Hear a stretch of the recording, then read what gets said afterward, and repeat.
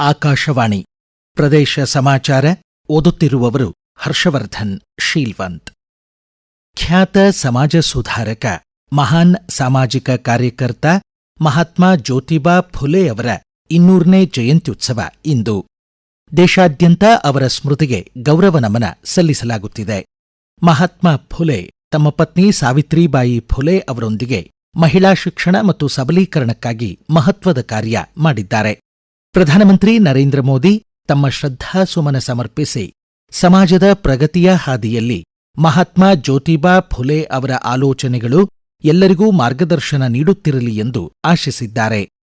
ಸ್ವಾತಂತ್ರ್ಯ ಹೋರಾಟಕ್ಕೆ ಪ್ರೇರಕ ಶಕ್ತಿಯಾಗಿದ್ದ ಮಹಾನ್ ನಾಯಕಿ ಕಸ್ತೂರ್ಬಾ ಗಾಂಧಿ ಅವರ ಜನ್ಮದಿನವಾದ ಇಂದು ಅನೇಕ ಗಣ್ಯರು ಸಾಮಾಜಿಕ ಮಾಧ್ಯಮಗಳಲ್ಲಿ ಗೌರವ ನಮನ ಸಲ್ಲಿಸಿದ್ದಾರೆ.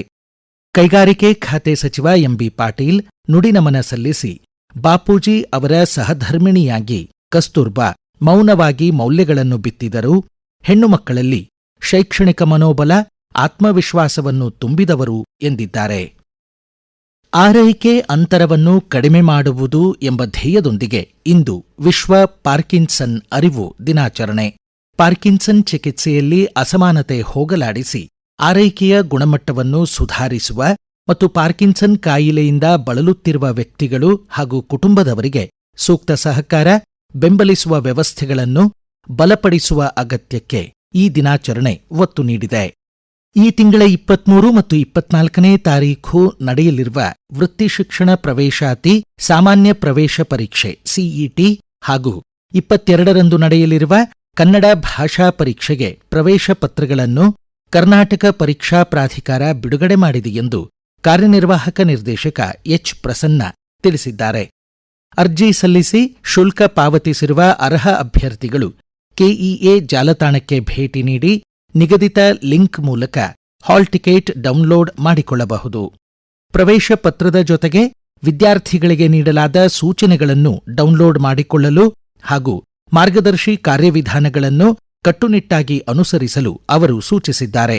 ಹೊರನಾಡು ಮತ್ತು ಗಡಿನಾಡು ಅಭ್ಯರ್ಥಿಗಳಿಗೆ ಕನ್ನಡ ಭಾಷೆ ಪರೀಕ್ಷೆಯನ್ನು 22ನೇ ತಾರೀಕು ಬೆಂಗಳೂರು, ಬೆಳಗಾವಿ ಮತ್ತು ಮಂಗಳೂರು ಕೇಂದ್ರಗಳಲ್ಲಿ ಮಾತ್ರ ನಡೆಸಲಾಗುತ್ತಿದೆ.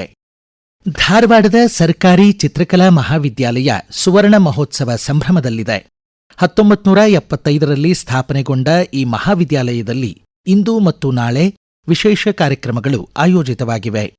ನಾಡಿನ ಖ್ಯಾತ ಕಲಾವಿದರು ಪಾಲ್ಗೊಂಡು ಪ್ರಾತ್ಯಕ್ಷಿಕೆ, ವಿಚಾರ ಸಂಕಿರಣ ಹಾಗೂ ಚಿತ್ರಕಲಾ ಪ್ರದರ್ಶನ ನಡೆಸಿಕೊಡಲಿದ್ದಾರೆ.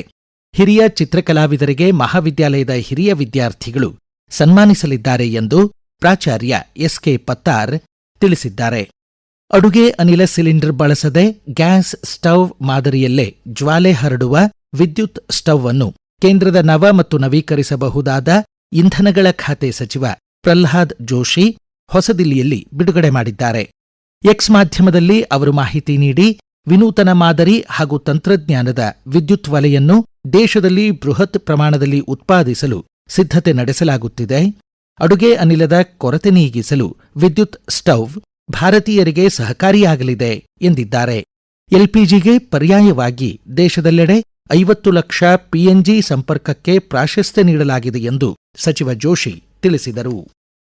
ಆರೋಗ್ಯ ಮತ್ತು ಕುಟುಂಬ ಕಲ್ಯಾಣ ಇಲಾಖೆಯ ಆಹಾರ ಸುರಕ್ಷತಾ ವಿಭಾಗದ ಅಧಿಕಾರಿಗಳು ಹೆದ್ದಾರಿ ಬದಿಯ ಡಾಬಾಗಳ ವಿಶೇಷ ತಪಾಸಣಾ ಅಭಿಯಾನ ಆರಂಭಿಸಿದ್ದಾರೆ. ಬೆಂಗಳೂರಿನ ನೆಲಮಂಗಲದಿಂದ ಹಾವೇರಿವರೆಗಿನ ರಾಷ್ಟ್ರೀಯ ಹೆದ್ದಾರಿಗಳಲ್ಲಿ ಒಟ್ಟು 41 ಡಾಬಾಗಳ ತಪಾಸಣೆ ನಡೆಸಿ ನಿಯಮ ಉಲ್ಲಂಘಿಸಿದವರಿಗೆ 1,45,000 ರೂಪಾಯಿ ದಂಡ ವಿಧಿಸಿ 16 ಆಹಾರದ ಮಾದರಿಗಳನ್ನು ಪರೀಕ್ಷೆಗೆ ಕಳುಹಿಸಲಾಗಿದೆ ಎಂದು ಆರೋಗ್ಯ ಖಾತೆ ಸಚಿವ ದಿನೇಶ್ ಗುಂಡೂರಾವ್ ತಿಳಿಸಿದ್ದಾರೆ. ಅರಣ್ಯದ ಪಶು ಪಕ್ಷಿಗಳಿಗೆ ನೀರೊದಗಿಸುವ ಮಾನವೀಯ ಕಾರ್ಯವನ್ನು ಕೋಲಾರ ಜಿಲ್ಲೆ ಬಂಗಾರಪೇಟೆ ತಾಲೂಕಿನ ಬಲಮಂದೆ ಗ್ರಾಮ ಪಂಚಾಯಿತಿ ಕೈಗೊಂಡಿದೆ. ಕೋಲಾರ ಜಿಲ್ಲಾ ಪಂಚಾಯಿತಿ ಸಿಇಒ ಬಿ ಪ್ರವೀಣ್ ಬಾಗೇವಾಡಿ ಮಾಹಿತಿ ನೀಡಿ, ಜಿಲ್ಲೆಯಲ್ಲಿ ಒಟ್ಟು 156 ಗ್ರಾಮ ಪಂಚಾಯಿತಿಗಳಿದ್ದು ಎಲ್ಲ ಪಂಚಾಯಿತಿಗಳ ವ್ಯಾಪ್ತಿಯಲ್ಲೂ ತುರ್ತು ನೀರು ಸರಬರಾಜು ಘಟಕಗಳನ್ನು ನಿರ್ಮಿಸಲಾಗಿದೆ.